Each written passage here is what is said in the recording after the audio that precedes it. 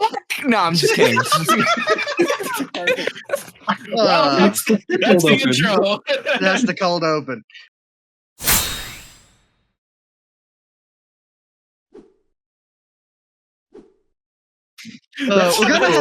We're going to have to make We're not editing anything collage. this time. We're going to have to make a collage because we've had HMK do it, we had Prodigy do it. No, he's right. He's right. You watch me, but oh my god! Hi, everybody. Welcome back to the Guiding Kings podcast. We have a special guest, Cynical, or TheGamersJoint, or Jared, or whatever. I don't know what to call you. Okay, we got Bob here, ready to talk. We have Craig. Good job, Craig. Yeah, there we go. Nice. Right. Inspiring words, Craig. Man of many words. Well, yeah, anyway, welcome back to the Guiding Keys podcast. We do have a special guest here, Cynical, aka Jared, aka TheGamersJoint, and we're just going to be talking about stuff, Kingdom Hearts 4, how it connects to Final Fantasy Versus XIII, other games that might also be connected to Versus XIII, hint, hint, Reynaudis. Yeah, so we're just gonna chill. We're gonna talk about video games. Stuff, man. Yeah. Pixels, man. Yeah, I remember seeing not the first trailer, but the second trailer of Versus 13. I think I saw it on YouTube or something when I was a kid, and I went, "Ooh, I want!" Just because Noctis with the armature, just blocking all of the shots of the soldiers. I went, "Ooh, I love that!" And the fact that we're just gonna get it probably like 6 more times in the near future. It's really inspiring. Seven. I'm sorry, I got the wrong number. Yeah. No, yeah, like I'm with you on that. I actually wasn't exposed to Versus or really like much Final Fantasy until about like 2013, where I like started to kind of, I don't know, I was a little bit older at that point, but like started to sort of like dip into Kingdom Hearts content and all that, and to sort of, I guess, understand the relations between Final Fantasy and Kingdom Hearts. But FMVs, like back in the day, that scene that you just explained like Noctis like deflecting all of the bullets and stuff with the royal arms and whatnot, like, oh my god, that was in like every single like Linkin Park FMV back in the day, dude. It was insane. That and Another Side, Another Story from Kingdom Hearts. Yeah, 100%. Yeah, classic. Actually, because me, Finn, and Latrix were just watching 13 Vessels compilation of all of the trailers. Yeah, we're gonna use all the different words today. And we were sitting there going through it, talking about how, at least towards the middle, a lot of the trailers were just visually dark, not like mature or spooky. They were just very toned down on the light, and it did make me think a lot of Another Side, Another Story, of it just being that more darker, just visual tone over it. Yeah, it definitely had just like a really dark, shadowy color palette. I don't know if that was like a technical thing or if that was just like the vibe they were going for. Because it looked cool, man. Yeah, I think in a weird way though, right? It sort of like encapsulates the character of Noctis. Considering that, like his whole name meaning is like night sky, all that kind of thing. Whether or not that was like an intentional design choice, I'm not too sure. But yeah, you're right. Like I think like all of the footage, aside from some of the smaller like gameplay portions of them out in the Sahara or whatever, is all at night. Like it's all at night. It's very dark. Absolutely. Yeah. Which makes me wonder if the next Kingdom Hearts 4 trailer that'll be coming out anytime soon. I wonder if we'll see a lot more nighttime with that, because we have Yozora there. I wonder if they'll, if that trend will continue on, because, watching this trailer, we pointed out several things of that were extremely similar to Kingdom Hearts trailers. The words that pop up on the screen, the music, the initial blurbs that pop up on the screen came up just like how they do in Kingdom Hearts, where Oh yeah, the random big quotes. the random big quotes. That's right. Yeah, They for sure. use Very the Kingdom same- Hearts. Yeah, they used the same font. In the first couple trailers, they were the very similar shade of gold. They didn't change it to blue until much later on, but they were like, it was very much, like, oh yeah, you can see the Kingdom Hearts team in this. You can see the 100%. elements. 100%. 100%. I think that was like the thing that a lot of people sort of grappled onto, was it was meant to be the first Final Fantasy game that had like a lot of the Kingdom Hearts team working on it. As well as you had like Yoko Shimomura on the music.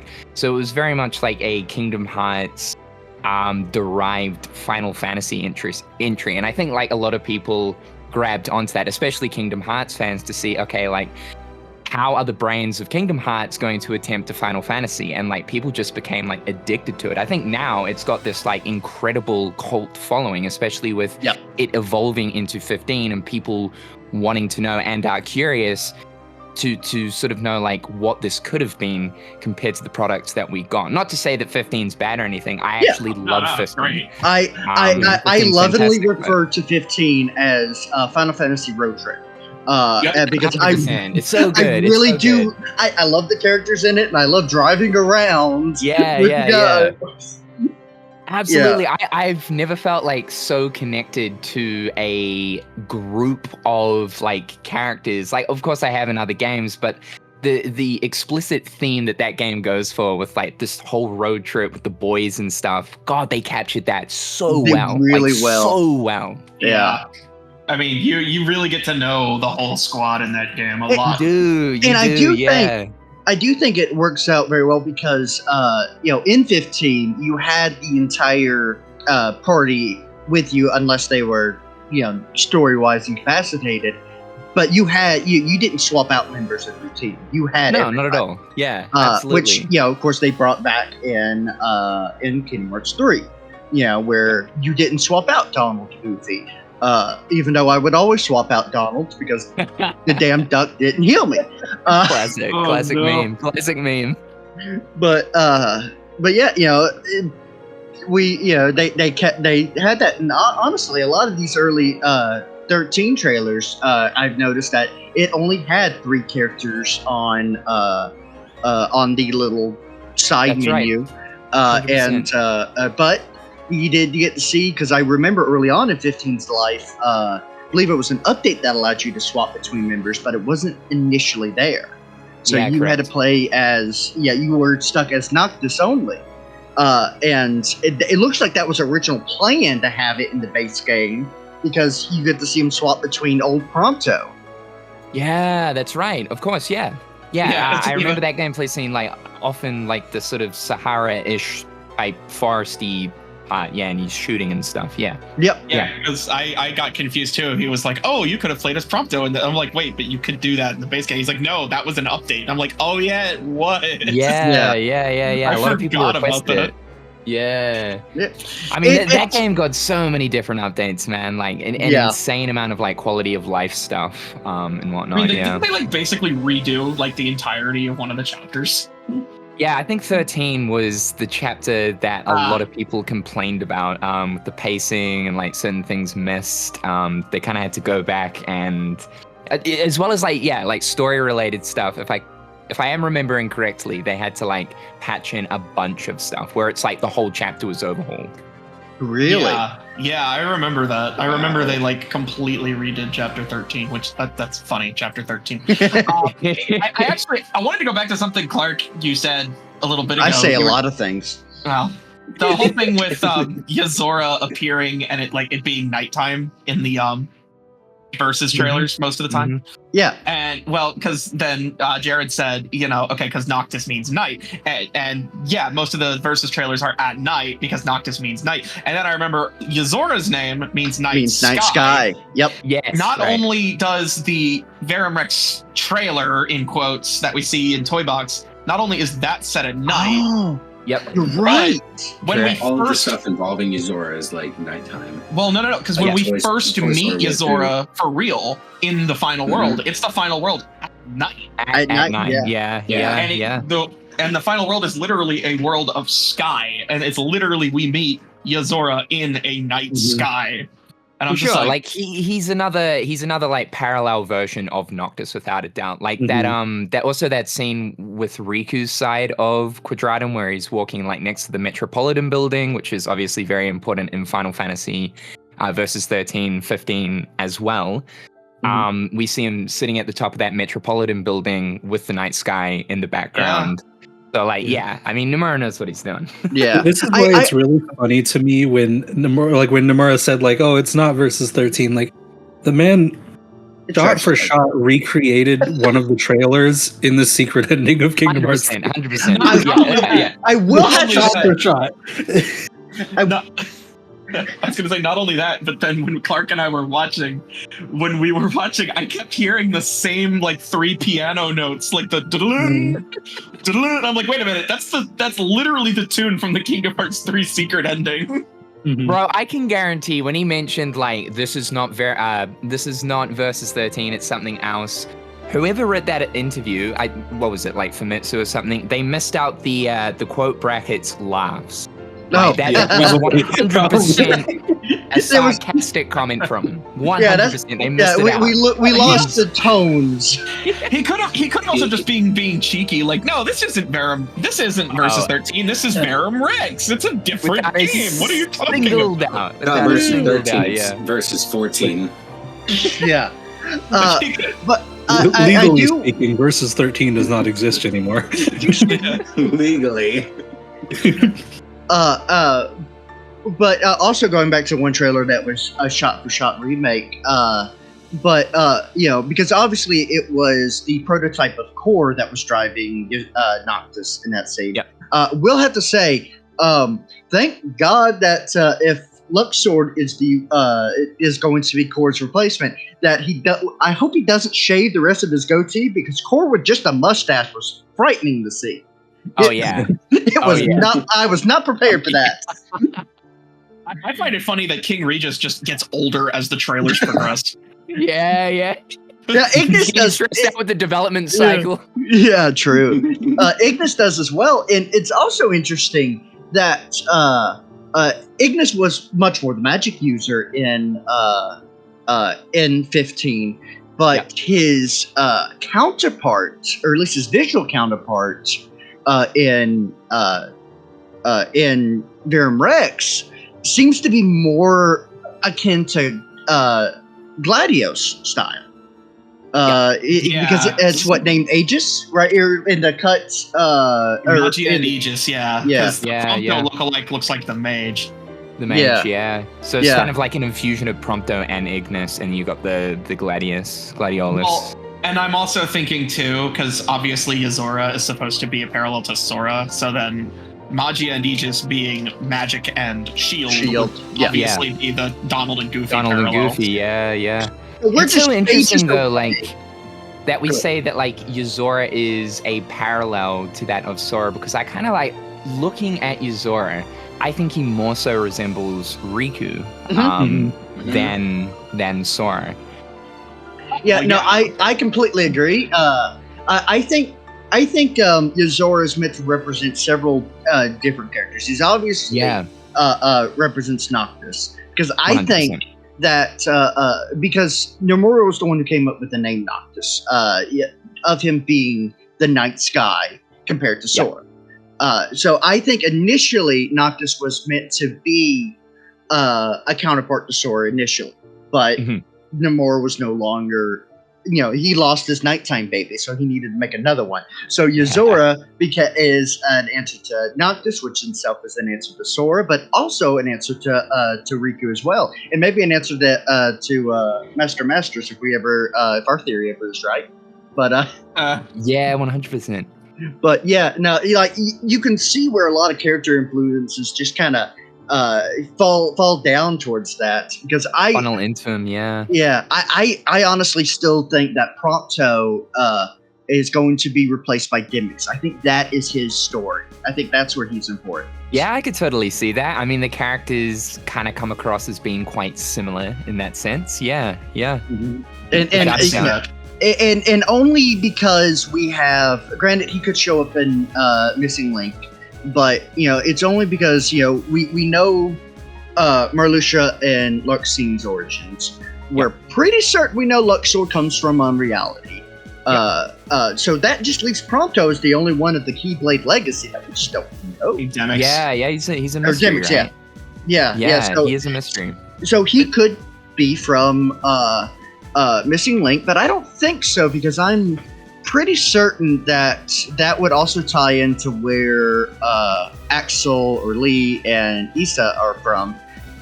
Because I feel like that's the more connection to there, because That's I think their origin bloodline, yeah. Yeah, because Remus, he's definitely gonna have a brother named Romulus with blue hair. Come on, bro. yeah, it's gonna ruin all the shit. Perfect. But yeah, I think that's where it's connected. So I don't think we'll see Demyx's ancestor, but that still leaves us open to seeing Demyx in or his original person in Unreality.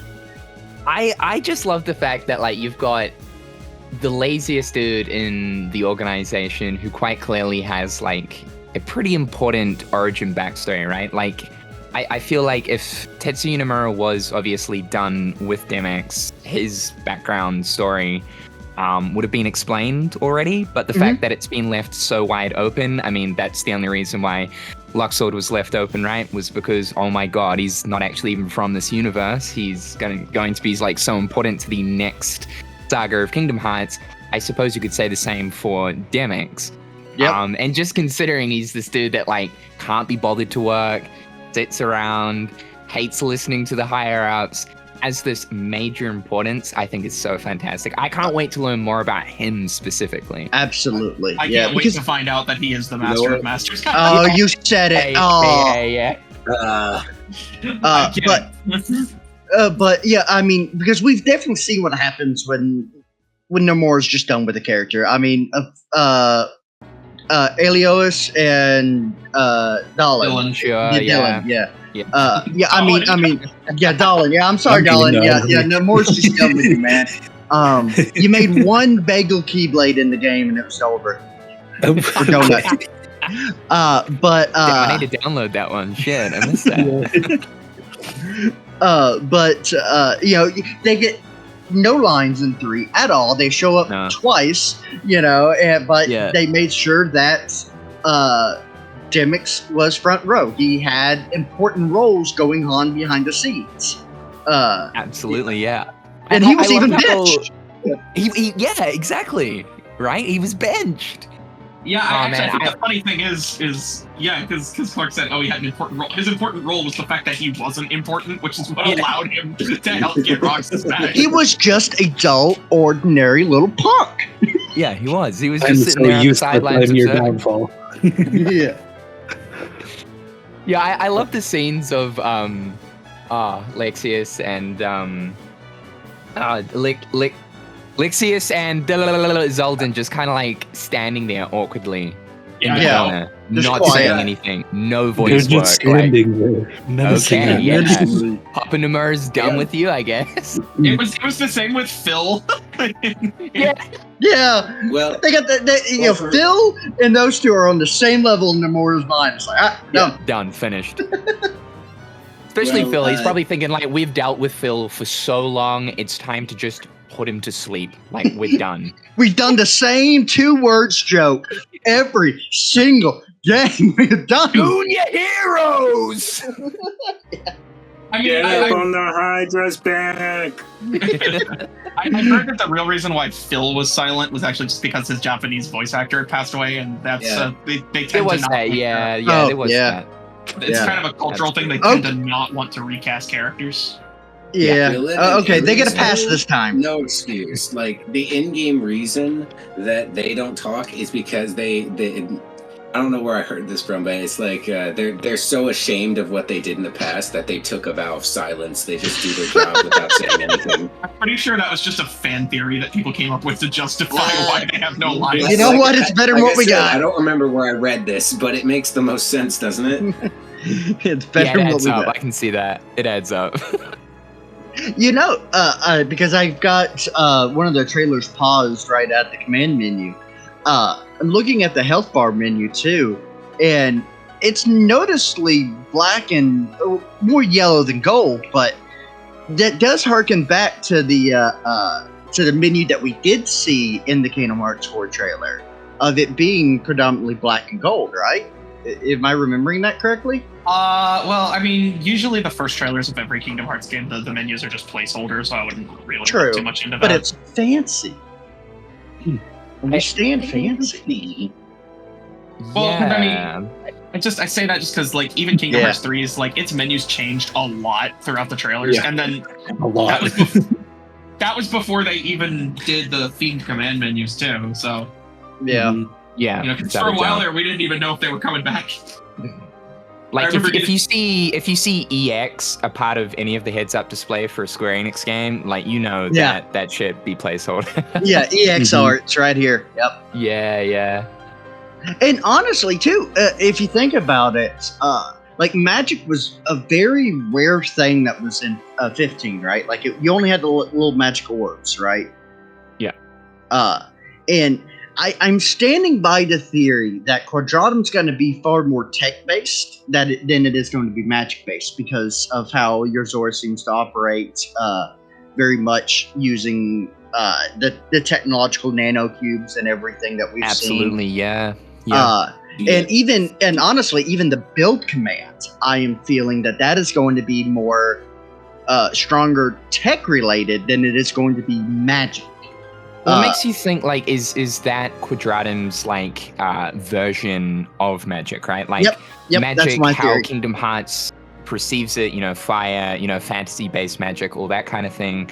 For them is all of that kind of technological type of breaking things down and reconstructing them as different things. Like, the scrap and build system is obviously, I think, the next kind of big new combat mechanic for Kingdom Hearts 4. It makes me think it's very much going to be what we see Yozora doing, whether it be within the actual boss fight or, of course, that Toy Story trailer thing, where he's, like, breaking things down and then kind of, like, reusing them, reconfiguring them in order to, like, perform special attacks and all that kind of thing. Yeah, definitely kind of similar to, like, Mega Man, of taking your enemy's weapon and then... Yeah. And that's super cool. Like, I've imagined, if you could use the scrap and build against certain different Heartless, and, like, each Heartless that you use the mechanic towards gives you some new command, or, like, if you use it against a Shadow, it's a weak attack, but, like, some of the stronger enemies, you get, like, a different other stronger command or something like that. Yeah. There's a lot of, like, potential they could do with this system. We had theorized, or rather, we had came up with an interesting idea that could happen, is that if the Gigas continue on, if that could be a replacement for, like, a gummy ship, and then we could gain parts from different worlds and different bosses, and either use them in combat or use them on Sora's personal Gigas. Like, Yeah, I love that. I love them for the idea of being a gummy ship replacement. I'm not, for me, I just prefer the on-foot, like, gameplay of Kingdom Hearts, and when it comes to those, like, gimmicky things, I loved the pirate ship, and I do enjoy the Gigas gameplay, I wouldn't want it to be, like, a thing where it's like, okay, in any world you can, like, whip it out type of, like, constant mechanic that you can jump in and out of, but as the gummy ship system, I think that's fantastic. I do hope if they bring the Gigases back in 4 that they definitely are expanded on. Like, I'm hoping for more of, like, almost like Armored Core. I mean, maybe not. Dude, give us that. Give us Kingdom Hearts Mecha. 100%. Love that. Maybe not that far, because they basically have to develop the game twice, but you know what I mean. Just something a bit more mech gameplay oriented. Have Gundam crossover into Kingdom Hearts 4, please. Thank you.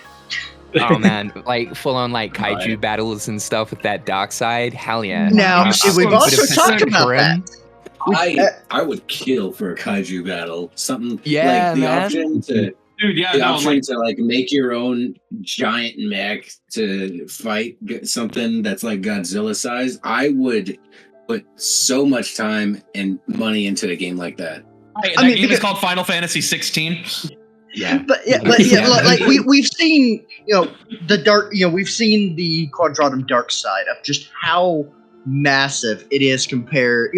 Granted, dark side's always been kind of big, but this one's big. He's big. He's definitely gotten an upgrade. Yeah, he's definitely been hitting the gym, but specifically Jim from accounting, he's hit him a lot. But I can just imagine, like, the Heartless will just get bigger. Sometimes, like I can imagine a kaiju, because if we're gonna have less worlds, right, and all of that, I could imagine, like, you have a boss fight and a kaiju fight, right? Yep. Sort of like 16 type of which the Kingdom Hearts team worked on. Yeah, absolutely. Yeah, there's a connection. I wanted to ask you, because we kind of know Nomura had said, there's going to be less worlds, but they're going to be bigger. I wanted to know, like, what's your, like, estimate on, like, how many worlds are you thinking we're going to get? Because I've got a number in my head of, like, what I think they're probably targeting, but I wanted to know, like, how do you interpret that? Yeah, man, I don't know. Like, I suppose we got, like, it was 6 in Kingdom Hearts 3, right? If I'm remembering correctly. Like, not including the Keyblade Graveyard, because it's not really a world. So we had I'm pretty sure it was 6. It was 7, because it was Olympus, Toy Box. You got Olympus, Toy Box. Corona. Okay, yeah, right, 7. And then the 4 in the second galaxy that I'm forgetting about San Francisco, because it's so forgettable. No. I still stand by that San Francisco. Still stand by that Big Hero 6 was a proof of concept world. Yeah, more than anything. absolutely. No, I fully agree. I just, it's so empty. It's very empty, but it's so empty.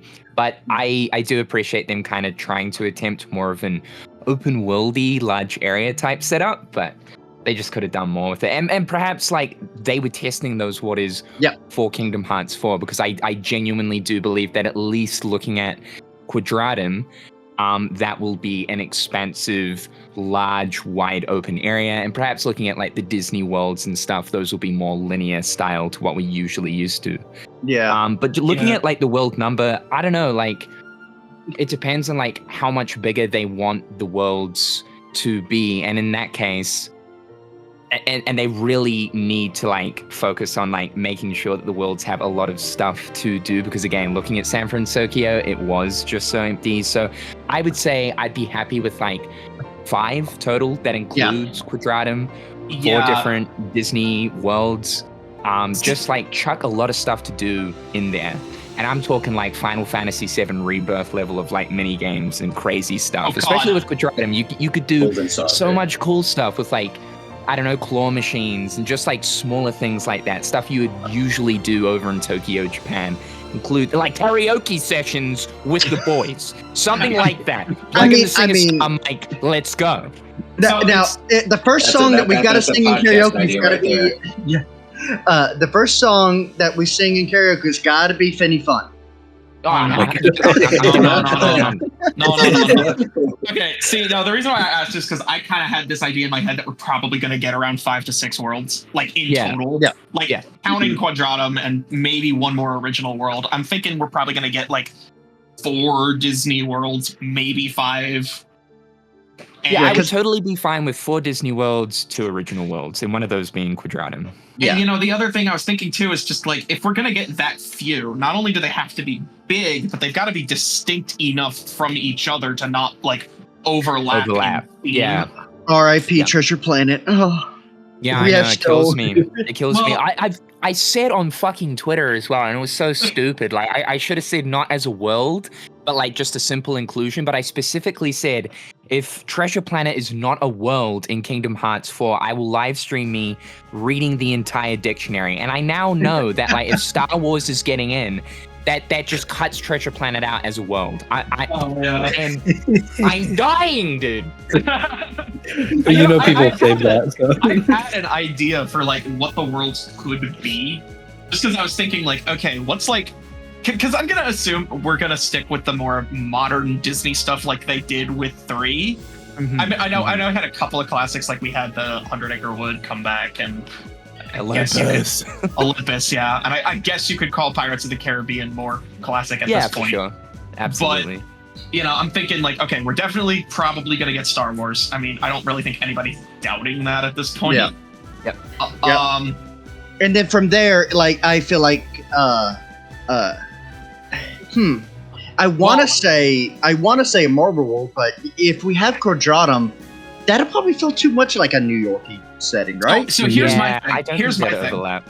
So every mainline Kingdom Hearts like numbered game has had a transformation world where Sora turns into something else, like where his appearance drastically changes. Kingdom Hearts 1, we had Halloween Town, and we had Atlantica, where he got completely different outfits. Kingdom Hearts 2, again, we had both of those, and we had Pride Lands. Mhm. Kingdom Hearts 3, we had And Tron.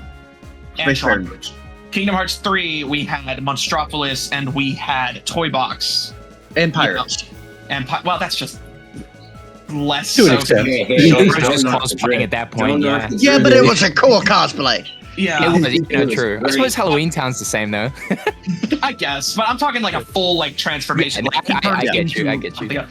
So I'm thinking, bear with me here. Zootopia. Oh, absolutely. Yeah, I mean, I'd love to they see have it. Zootopia 2 coming out. Yeah, I'd love to see that. One that I really, really, really want to see, and it would work with the whole if Donald and Goofy are going to go to the underworld, maybe they're visiting different places that have to do with death. Coco, Absolutely. Oh yeah, Coco. I think like out of any of the worlds that like make so much sense to be in Kingdom Hearts, I think like for one, Star Wars, obviously the themes are just so parallel, but Coco 100%, like the Realm of Dead, all of that kind of thing, and whether it be on Donald and Goofy's side or Sora's side, I think I'd more so want it for Sora's side, honestly. But what a unique environment that would be, and would make so much sense for where Sora is currently at. Oh yeah, no. Coco was actually another one on my list of like this will probably be one of them. Well, and I was thinking too, like with Zootopia, because I was like, okay, so that's another city, but I'm like, okay, how much does that really overlap with Quadratum though? Because Quadratum's got like this realistic city, whereas Zootopia, it's a city, but it's like think the difference. fantasy. I think the difference is going to be is that with Quadratum, I have a feeling that Sora's going to be doing the little odd jobs, but also kind of doing the superhero role, like we've seen in the 4 trailer, him rushing in to take out the dark side, so he quits, attacking all the humans. So, but with Zootopia, I can imagine it being leaned far more into, because obviously he's going to be with Judy Hopps and everything. He's going to be a cop. We're going to have to, unfortunately, all cops, right? But,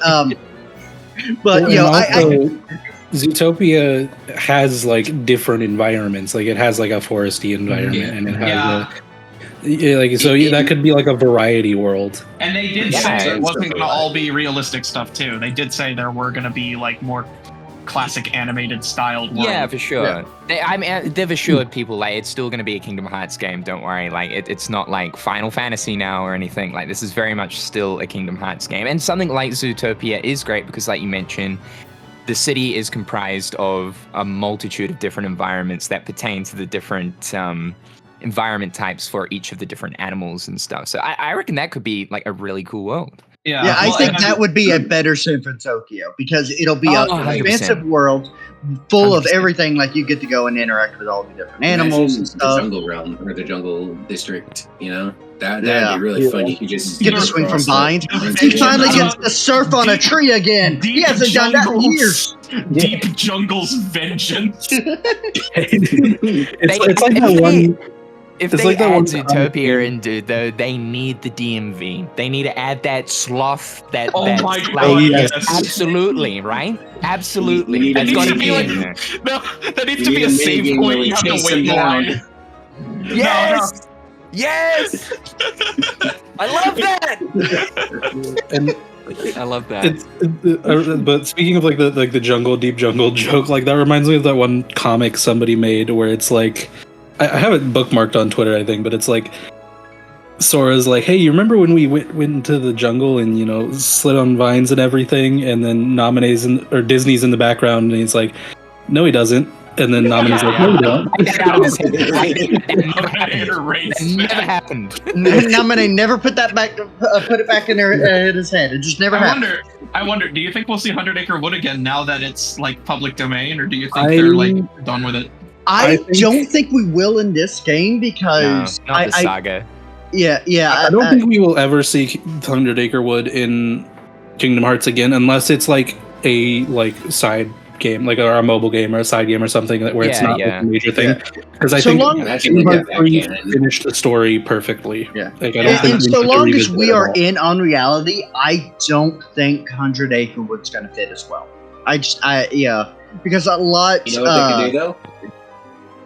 what they could do though? If we're going back to the topic of doing odd jobs, doing all this weird stuff like collecting items and whatnot, we could have it to where you could decorate your room and there's a book that's called the 100 Acre Wood that you can just put on your shelf.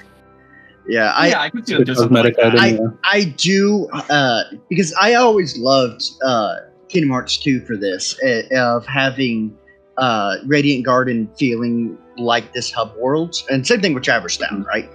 Where you can go back and things can happen and everything. Like it's a hub world, and I do hope that we have that with Sora's expensive ass apartment, that you could collect and adjust things. And I still stand by that. I think it would be a cool thing because we're obviously not going to have Donald as we go through these worlds. At least I don't think we will.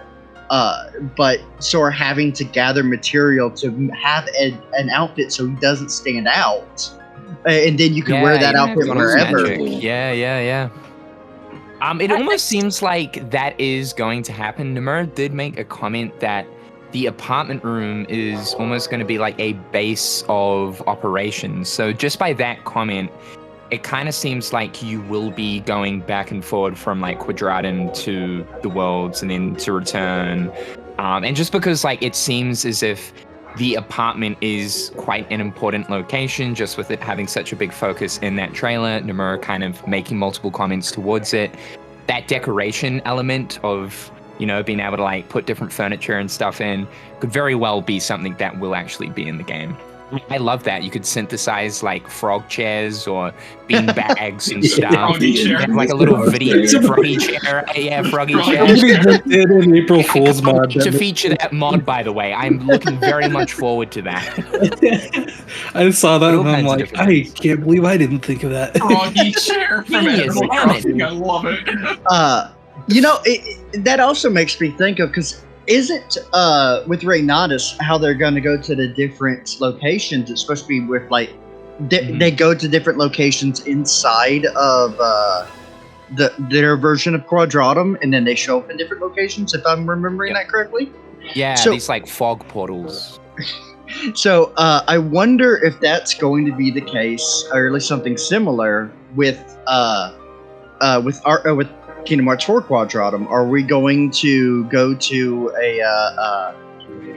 find a place that's connected? Are we going to go to an observatory and then use that to transfer ourselves over to Star Wars? Or Yeah, it's really interesting. I've thought about this a lot. How much does the universe of whatever it's called? I don't think it's actually called Quadratum. I think that's just the city in itself. It could be called Quadratum, who knows? But exactly how Unreality, how much it parallels that to the Disney universe. So is it a setup where there are there's a space, so the ocean's between, and you need a spaceship in order to actually travel to a completely separate world? Or all of the worlds actually just linked physically within the same world in itself? Because of course we don't have Donald and Goofy, we don't have a spaceship anymore. How are we getting to these worlds? How is this going to be different? Yeah, because obviously giant slingshot. Giant slingshot, absolutely. I had a theory that what they're gonna do is we're actually going to different universes, because everybody was how are they gonna do a Star Wars world if Star Wars is this whole galaxy with many different planets? How is that going to be one world? And it's what if it's not a world? What if we're literally universe hopping? I mean, there was a comment in the trailer that whoever was talking, it was there are infinite worlds out there, but you can never return to the one from whence you came. Yes, and it's if you don't like your outcome, leave this place and go to another. So it's so what if we're literally just hopping from universe to universe? Sora's just repeatedly getting ejected Universe from jumping. reality and just popping into the next one. It's like It's you like end up in Doctor the Star Wars Strange. universe. Yeah, I mean, yeah. you end up in the Star Wars universe. You end up in, I don't know, the Marvel Cinematic Universe. You end up in whatever universe you end up in, you know. Next that game would- confirmed Kingdom Hearts Let's We're getting there. I mean, it also makes sense because as we know of the worlds in the Kingdom Hearts side, is that it was all one world that got fractured thanks to the Keyblade War. Because of one crazy man who loved child soldiers, fractured it out. So, how much do the two universes parallel themselves? Right? Is Quadratum is that what the world would have turned into had the Keyblade War never happened? Is Quadratum a world that is completely void of that? Are they parallel, or are they just so happen to be on the opposite side of the screen? Where do they connect? For sure. It's like basically I guess Unreality's version of like Daybreak Town. As if like that timeline, that war never occurred. Yeah. And if sure. this is if it's a world that doesn't have any magic and it's more tech based, then there wouldn't be any keyblades and so on. And the only reason why they're experiencing giant monsters of pure void wanting to eat people is because Sora brought the keyblade into it. Yeah, So- they often do say like that theory that floats around that the Keyblade is basically a beacon for that of the Heartless, and that the Heartless followed Sora or whatever into Unreality. But then at the same time, although no, I suppose the Master of Masters doesn't have a Keyblade at this point, or at least we don't think he does. No, he gave it up. Yeah, that's right. Yeah. So, or maybe we don't know his capabilities. He could have been like, "Nah, I'm not. I can cut that off. I can cut exactly. off." There's so much mystery surrounding him. Yeah. And then, of course, Strelitzia, we know. One, we don't know if this is the data clone, or it is just the dead Strelitzia. But we also don't know, when you die, you keep the Keyblade. When you come back, if you come back, It's Sora did. Well, she died. She dead. So did everybody else in 3. Yeah, but actually dead. Like we saw her die. Sora kind of just faded. So Actually, we never saw her die. Yes, we did. We saw her fade away. We had this discussion before. Oh, When she is walking through the door, she fades away. I'm sorry, bro. It's just how it is. Yeah, but I'm sorry to all the Strelitzia stands. She's dead. But Clearly that not. could be the thing of that's because she did say this is a kind of an afterlife for people like us. After So does that mean that if you die properly and didn't mess with the taboo of the worlds, like Masters, like Sora, does that mean that you lose the ability to have a Keyblade? Because obviously Sora did not lose his ability, because if I remember right, it was Chirithy who said that you would lose your powers, right? Yeah. Correct. Well, you gotta remember that in Dark Road, I think he actually took Xehanort's Keyblade to prove his power or something. That is correct. And we don't know where he's been all this time. It's a good possibility that he can jump between these realities, at will. Maybe. Mm-hmm. that is a possibility, but I'm still saying that he's mostly trapped there. I think he was doing what he needed to put the pieces in place, so that way Riku would show up in Quadratum. Oh yeah, it's one massive scheme. Absolutely, he is literally playing 4D chess. Yeah, exactly. oh yeah. He's playing the same kind of chess that Xehanort and Ericus were playing. No, he was playing them though. What's the problem? Beyond which, he's playing chess on top of chess. Yeah. You know what? He's playing the hologram chest in the Star Wars world right now as we speak. That's how he's doing. Yeah. That's it. Yeah. It'd be funny if it would be really funny if everybody's like, "Oh my god, they're gonna keep the Master of Masters mystery alive." It's like you meet him in like the first 5 minutes of the game, and he's just like this regular dude. You're just a Like, guy. what's up? I He's do. Do we just actually have that? Tatooine, Do we actually have that? Yeah. I'm your landlord. You owe rent last You owe me week. 3 million money for violating the rules of the universe and for keeping the fancy apartment.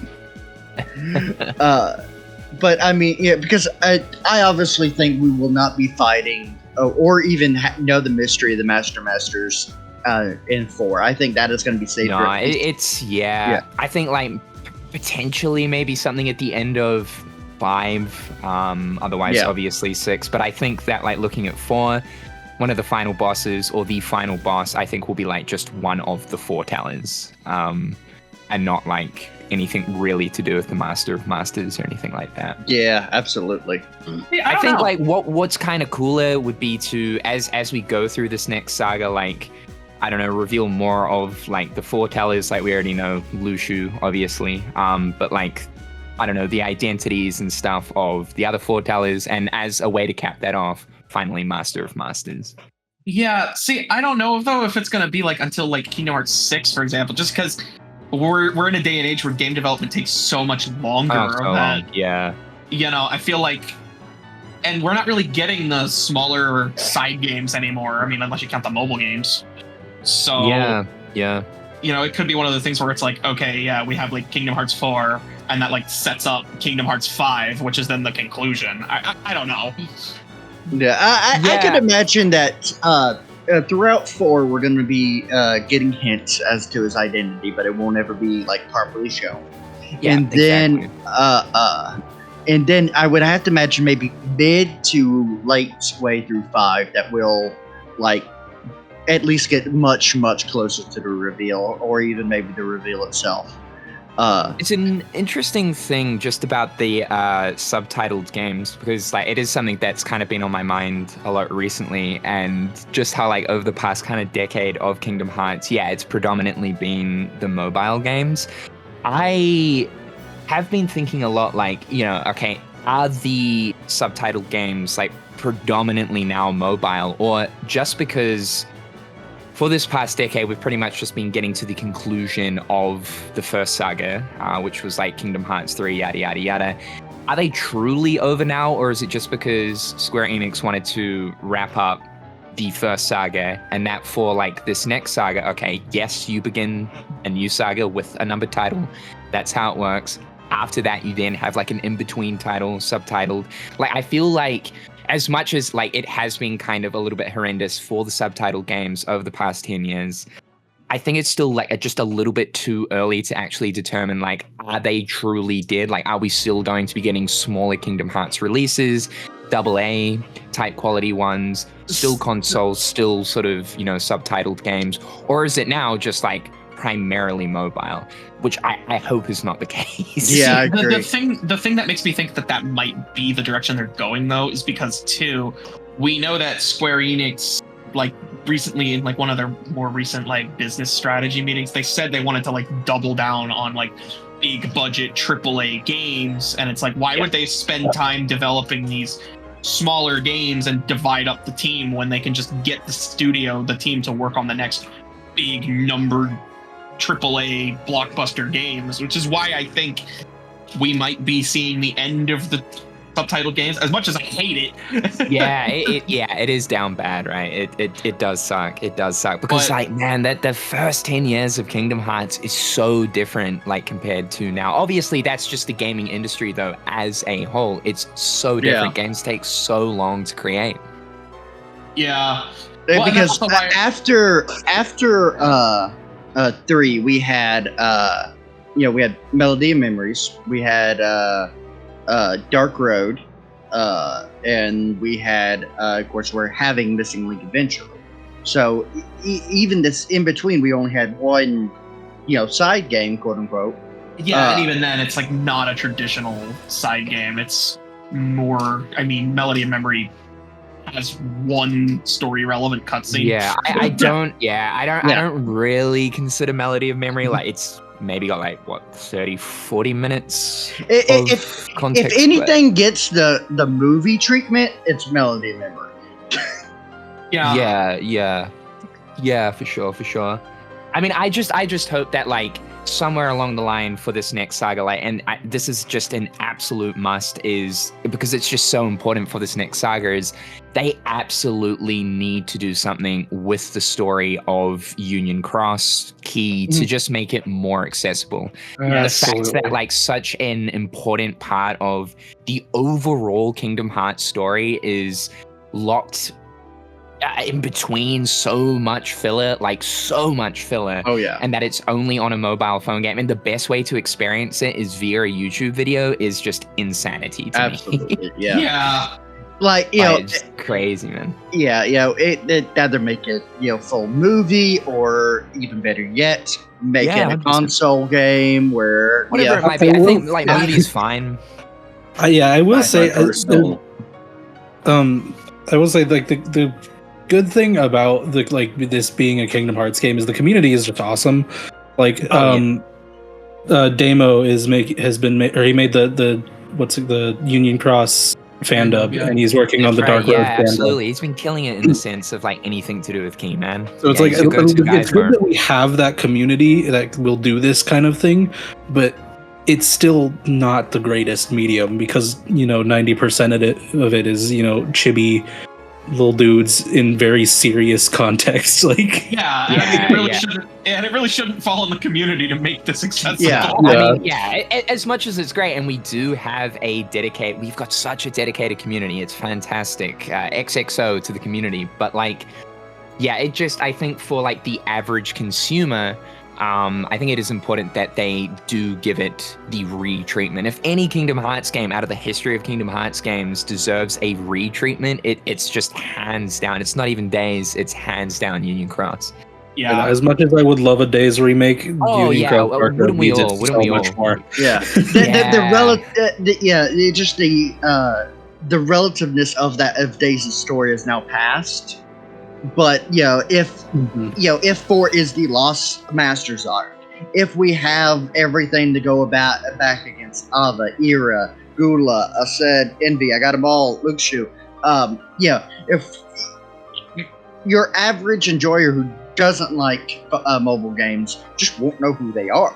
When they show up, like, who the hell are these guys? I mean, very vaguely know them from back cover, but it's called back cover for a reason. It is literally like the back cover summary of a book. Yeah, but we also imagine like the sheer confusion about Streliza, like at the beginning of the Kingdom Hearts 4 trailer, like. The amount of people that were like, who the fuck is that? I know. Right? People who were like, huh? Oh, are we supposed to know who this is? I'm pretty sure Roger's Base was one of those people who was like, who is that? And like, I totally can't blame people for that, because unless you're like a hardcore Kingdom Hearts fan, like you're gonna have no idea. I mean, well, what other game series makes like mobile entries like mainline, important entries in their franchises? Like, the only one that I'm aware of is, I think, Fate. Okay, but that's also Fate's different because that's not like a linear story. Yeah, Fate's weird. Yeah, but actually, recently it seems to be like a Square Enix thing, but like Nier has done it with reincarnation. Oh, yeah. But like, again, Square Enix. So Square's been really doubling down on the mobile games. I think it's just because the Japanese market is very mobile. It's a lot of people constantly on the go, commute to and from work every day, Absolutely. And they are cash cows, man. Like anything like gacha is just consistently on a daily basis pumping money, like pumping money. Yeah. More so than like any service, not even like battle pass orientated games, like mobile games with gacha systems, pump money. Oh yeah, for sure. I mean, look at like Genshin Impact and Honkai Star Rail. I mean, those games absolutely right. Absolutely, yeah. And the fan bases are like rabid too. Like, like I said, unfortunately, we don't gotta talk about the Genshin community. We don't gotta talk about them. I know people in that community, and they hate it. Love it. Oh man. Well, we are drawing close to the hour mark, so Yeah, I mean, if did you have any other like topics you wanted to discuss? Anything comes to mind just you want to bring up before we? Yeah, I think just the one thing I'd like to kind of get your guys' opinion on is, when do you think, not so much Missing Link, because I'm sure like within the next sort of 3-4 months we're going to know significantly more, but just kind of like looking at Kingdom Hearts 4, when do you guys think we're going to get the big breakout, the promotional cycle? We're D23. Yeah. Yeah. that's the most likely in our mind, yeah. I think. I'm Summer's very Game hopeful, Fest. man. Summer's Game Summer Fest Game is like Fest. it is the copium, but D23 is I the am most copium. realistic. Yeah.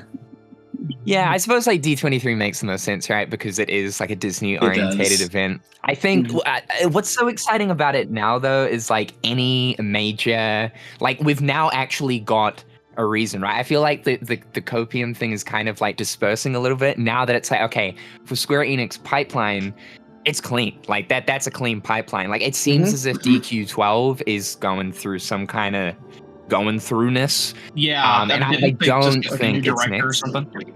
Yeah, like the producer or something recently got switched out or something like that because the game was facing development issues. Yeah, I mean, not to mention we Something. lost Akira Toriyama, rest in peace. But- Absolutely, right? So yeah. that's going to create some kind of friction there. But yeah, it definitely does seem like Kingdom Hearts 4 is in the pipeline. So like literally any place I feel like now is viable. But you guys are right. I do feel like D23 ultimately makes the most sense. Yeah, I think definitely- the main thing with us for D23 is that thinking about the Toy Story trailer that happened at D23, Yeah. that was a huge reveal. That was like Massive. Pixar can be in Kingdom Hearts now. Let's go. The That's gonna be same where they do thing. Star Wars, yeah. Exactly. Star Wars is that could officially reveal Star Wars there, and it would be Yeah, kind of the sure. equivalent. And then Well, after I that, remember- it's really the Game Awards. Yeah, there's always the Game Awards too, which is huge. I mean, that also would be kind of like a prime opportunity to have like, a trailer there. And then for 2025, if they are going to release it, let's say like towards the end of the year or something like that, 3 months after December or whatever, then the promotional cycle kicks in. I think they're probably going to do it a little bit different this time around, where it's like we're not going to show the next trailer until we can actually say like, all right, the game is about a year and a half out type of thing. Yeah, I mean, I definitely think there's a lot of people who are like, we're not seeing this game until like way, way late. Definitely think. Oh, that meme will never die. That's just like a classic Kingdom Hearts meme. Yeah, no, but I'm still thinking like 2025 to early 2026 is perfectly 100%. reasonable. 100%. Because we do know that Nomura listens to the fans, right? That's why we have Final Fantasy characters in our mind. That's why we're getting reaction commands back and forth. We know he listens. And one complaint that a lot of people had when 3 came out was trailers show too much. Yeah. So he might be like, he might have took that to heart, and it's like, okay, we're going to be very, very stingy with our trailers to make our fan base, Only show go something rabbit. when we have something to show.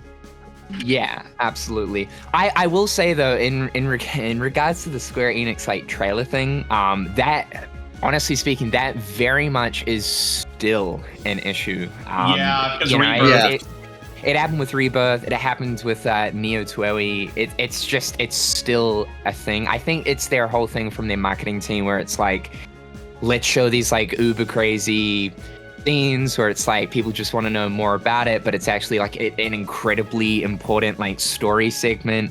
But like, I don't know, we've been talking about this for years, but it doesn't seem like they're really doing anything about that. I didn't watch that Rebirth trailer because I knew like now for any Square Enix like final trailer, they are just going to show way too much. And like years have gone on since people have been saying like, bro, like chill with like the stuff you're showing.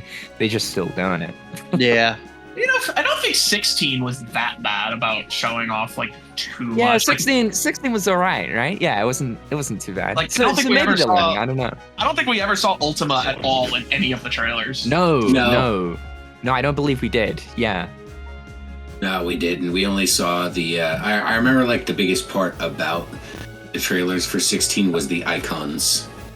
And I remember for a while, I don't know if I don't know if I'm remembering this right or not, but I believe for the first few, we didn't get, we only saw Phoenix and Ifrit for the first few, and then they're like, and then they had one big trailer with this big orchestra that showed off all of the icons at once. Yeah, and I feel like in that case, that's kind of fine because, like, you know, most people can sort of envision what they're going to look like anyway, as they're based off of the summons that have been a part of Final Fantasy for, you know, the dawn of time. So I think that's kind of fine. That, you know. But yeah, you're right. 16 kind of chilled a little bit. I think their promotional cycle was really good. It didn't take too long for the game to come out. They showed just the right amount of what they needed to show, gameplay, cutscenes, enough to be like, wow, this game looks good.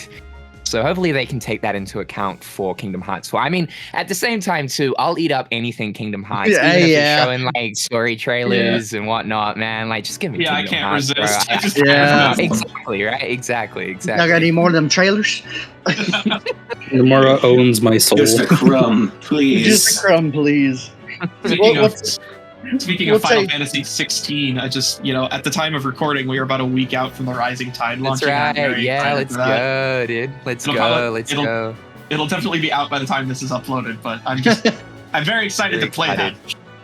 Yeah, it's funny to think, like, the game is coming to a full-blown conclusion. I'm excited for that, and a really hard challenge. I will say that the boss that was in DLC 1 was definitely the hardest boss so far. And just, like, visually, like, out the gate. I mean, the boss fights in 16 overall are ridiculous, but, like, the MMO type combat phases that were going on in that fight, Jesus Christ. And with Yoshi P recently saying that, like, oh, you're not even, like, you're not prepared for Leviathan, like, we're not holding back. We felt like we had to kind of hold back for, like, the main game and a little bit in DLC 1. Leviathan, as well as the other additional sort of secret boss, is apparently ridiculous. So I'm looking forward to that. I'm excited to see who that secret boss is. On a silver platter. I'm excited to see who that secret boss is, because I'm wanting to know, is it like a secret icon, or is it just Sephiroth? He's always there. I would love it if it was No. No. I would love it if it was Gilgamesh. Yeah, 100%. Would make a lot of sense. No. What it is, it's going to be Sora, and then in Kingdom Hearts 4, Clive's going to be the secret boss in that game. I would so love to have Clive in Kingdom Hearts 4, though. Oh my god. The reaction where he choke slams Sora, like, straight into the ground. Well, I suppose that's kind of a Lexius thing anyway, isn't it? Could you imagine Sora, like, fighting Clive, and then halfway through the fight, he just transforms into Ifrit, and Sora's like, oh shit, what do I do? It's like, I know the answer. Get up on the Hydrosphat. Get up on the Hydrosphat. I think the cursing alone from Clive would be a special attack in itself, where, like, Sora is in complete disarray of, like, dude, we're not meant to be saying these words. I can't, like, continue with this fight, man. Like, what are you doing? This is it's a like, Disney dude, I'm game. 16. What? The thought of Sora taking physical damage from a curse word is killing me. It's a curse technique. What did you just say? What? Mickey Mouse jumps in. Not a Mickey, I've been trying to get back home for 7 hours. Where'd you come from? Don't worry about it. and then like Deadpool walks onto screen, and he's just like, "You guys see what I have to deal with here with the Disney?" Yes. No, he just pulls out one of those writers like prompt things. He's like, "I'm in the wrong game." Oh my god! So good, dude. All right. Now, before we cut off, now this is the Keyblade Forge podcast, so we've got to ask, what's your favorite Keyblade? Oh, true. 100% Fenrir. 100%. It's always been Fenrir. Good pick. Solid pick. We love a good old slab of meat, or slab of iron. Meat, too. I'm sorry, Clark. You want to repeat? I'm hungry. Leave me alone. Yeah, no, I haven't had Fenrir's dinner always been yet. my favorite, man. Like, I mean, like, I think we can all collectively say that growing up, like, Sephiroth kicked our ass. Finally, like, achieving that Keyblade. And I think just the design of the Keyblade, too, just because it resembles that of, like, a modern key, I love it. It's just so stupid, but at the same time, like badass. And with like Cloud's raps and how it resembles the actual like Fenrir bike to a certain degree, as well as the I forget what it's called, like the fusion blade or whatever from Final Fantasy. Fusion sword, yeah. No, I think it's badass, especially the upgraded version in Union Cross, the level 3 version or whatever. Oh my God. The black and gold one. Oh yeah, so cool. That more so resembles like the bike and the fusion sword. Yeah. You know, I love Braveheart for the same reason. I know everybody hates that keyblade. No, Braveheart's great. Yeah, Braveheart's sick. Braveheart is sick. Good pick. I love it because it's just a big key, but I love it because it's a literal keyblade. Metal Chocobo though is disgusting. Metal Chocobo. Okay, all right. We gotta ban him now. We gotta ban him now. Those are fighting words in Clark's. Those are fighting words for Clark. It's a big metal slab of iron. I'm gonna slap people. Piece of concrete. Exactly. You're just whacking them with a giant, like, just slab of just rock. By golly, I'm gonna have Riku have mental damage when I'm done. He's going to have to go to the hospital. No, it would be incredibly effective. So, like, I can agree there. I'm imagining Sora, like, in the Yakuza games, where he just, like, picks up something off the street, just whacks somebody with it. And it got way more holes for material slots. Just say it. Mm-hmm. Sora just like picks up like a traffic cone like Kiryu and just like smacks somebody over the head with it. Oh, the perfect reaction command. Yeah. There we go. He knows. Yeah. I mean, it totally could be something in Quadratum. Like there will be traffic cones. So like, who knows? Environmental reaction commands. Let's go, baby. Can you imagine you throw a car at somebody? Chain up a car and just yeet it. It's just like flow motion a car into a Heartless, and it's like. Honestly speaking, just because like with that dark side segment, how we've got like the floating cars kind of like surrounding the dark side and stuff, there literally could be like a reaction command where he actually like baseball bats a car straight into its like foredome. Like without a doubt, it could actually happen. Now, he has slapped a building before, so he absolutely could do right. that So what's to a stopping him car. from doing a car? Yeah. Sure. Just imagine fighting a big kaiju fight in the Star Wars universe, and then you just grab the Devastator starship and just use it as a bat. You pull the hyperspace ram from freaking The Last Jedi. And you just like the Hodor maneuver or whatever. Yeah, the Holdo maneuver. You just like yeet that thing into it. I want to see that now. Yeah, oh my god. Namor, I know you're listening. Put it in the game. Yeah, I got him on speed dial. Let me just, give him a quick call, give him all our ideas. I mean, he's already taken so many of my ideas anyway. I'm kidding. All right. Well, this has been fun. Thank you so much for joining us, Jared. My pleasure, man. Hey, I have to say real quick, guys, it's so good to finally talk to you dudes. I feel like I've known you via Twitter and whatnot and in the community for such a long time. So to actually like converse with you guys and hear your voices and stuff has been an absolute treat. Yeah, we're sorry. Well, Very sweet. We're sorry. No, but no, I mean, same, for real, same. And I just wanted to say again, like, thank you so much for like the support, especially on like the Bicentennial Trace mod. Oh my god. You guys cooked with that, man. I couldn't not. It's definitely like within the top 10 mods for Kingdom Hearts 3. So like keep cooking. And I absolutely cannot wait to see you guys next one. It looks awesome. Oh yeah, no, I mean, Bicentennial Trace was so much fun to work on. It really is. Dude. I mean, huge props to Dolan. He did all the modeling and actually putting it in the game. I just designed the keys. Yeah. Yeah, it's all relative, man. It's all relative. Mm-hmm. By the way, speaking of which, how far out are you guys, Any inside information? Closer than you think, but not as close as you might think the comment means. I'll take it. Magic in the making, right? Magic in the making.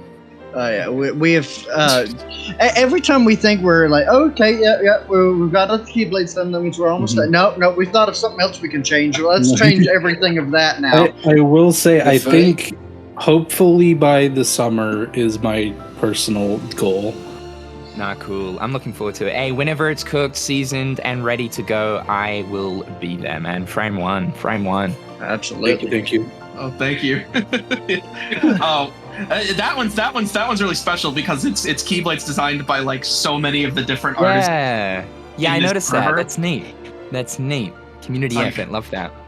Yeah, because I mean, the whole reason I put this whole server, this Keyblade Forge community together, was originally just because I was like, I was just this guy drawing keyblades, and I was like, oh, there's a bunch of other people who do the same thing. Let me like Do the just same, get in yeah. let me just get in contact with them and be like, hey, do you want to like collab on something or just get in a server talk about keyblade design? And then like sure enough, it just turned into this. Yeah, and I mean, like, perfect timing too, now that, like, obviously Kingdom Hearts 3 being on PC, also Unreal Engine 4, a little bit easier to work with, to make custom content, like, it just goes hand in hand, so perfect. Hand in hand.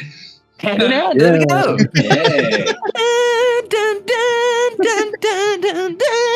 Well, there goes our copyright. Yeah, we can't do any more, or else we lose monetization. No, we had it anyway. We had monetization. I was gonna say, not that we had it anyway.